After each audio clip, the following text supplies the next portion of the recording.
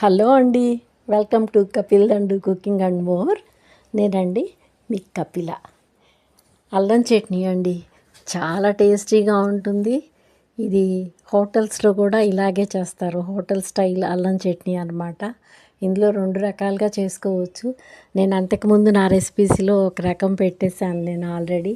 ఇప్పుడు ఇదేంటంటే ఓన్లీ పచ్చిమిర్చి, అల్లం, చింతపండు వీటితోనేనండి.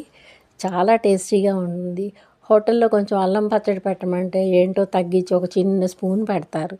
మళ్ళీ కావాలంటే మళ్ళీ అప్పుడు కొంచెం తెచ్చిస్తారు, కానీ మన ముందు పెట్టరనమాట. అన్ని చట్నీస్, కొబ్బరి చట్నీలు, పల్లీ చట్నీ పెట్టినట్టుగా హోటల్లో కూడా పెట్టరు. ఎందుకంటే ఈ పచ్చడి అస్సలు ఒదుగవ్వదు.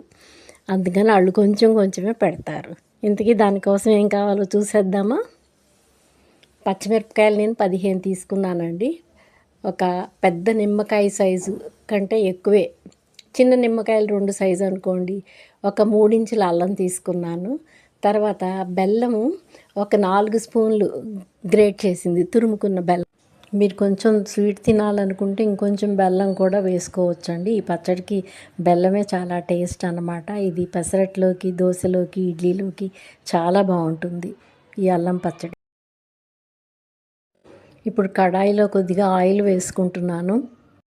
ఆయిల్లో కొద్దిగా పచ్చిశనగపప్పు, ఒక 2 స్పూన్ల వరకు పచ్చిశనగపప్పు వేసి వేయించుకుంటున్నాను. తర్వాత 15 పచ్చిమిరపకాయల దాకా వేసానండి.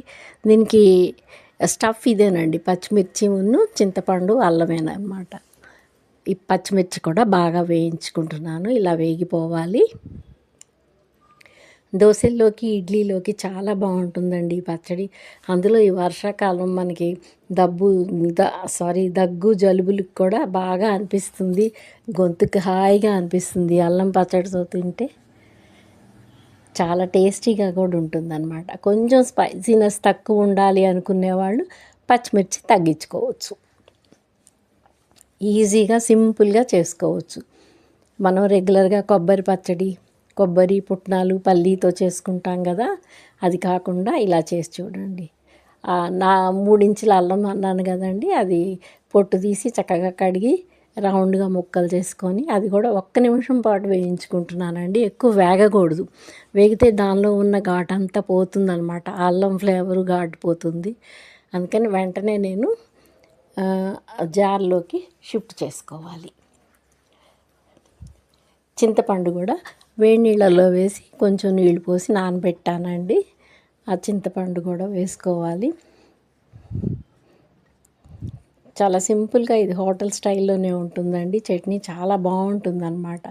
ఇప్పుడు అంత జార్లోకి షిఫ్ట్ చేసుకుంటున్నాను, మిక్సీ జార్లోకి. వేగిపోయాయి కదా.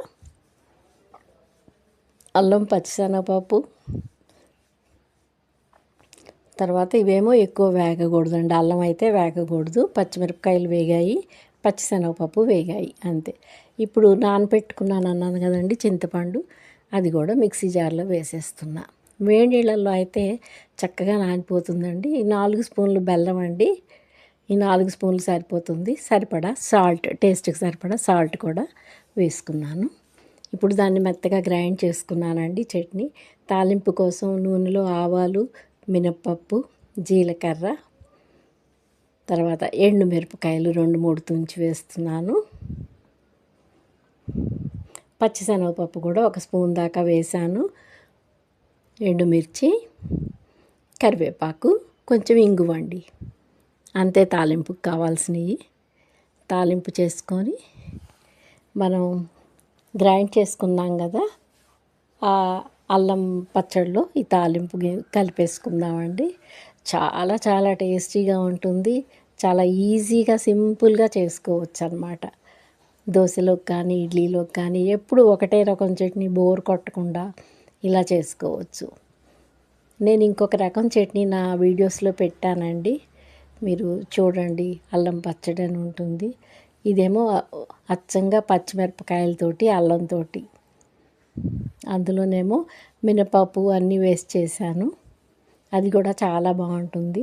ఈ వీడియో నచ్చితే లైక్ చేయండి, కామెంట్స్ పెట్టండి తప్పకుండా. మరో వీడియోతోటి మీ ముందుకు వస్తానండి. ఉంటాను, మీ కపిల.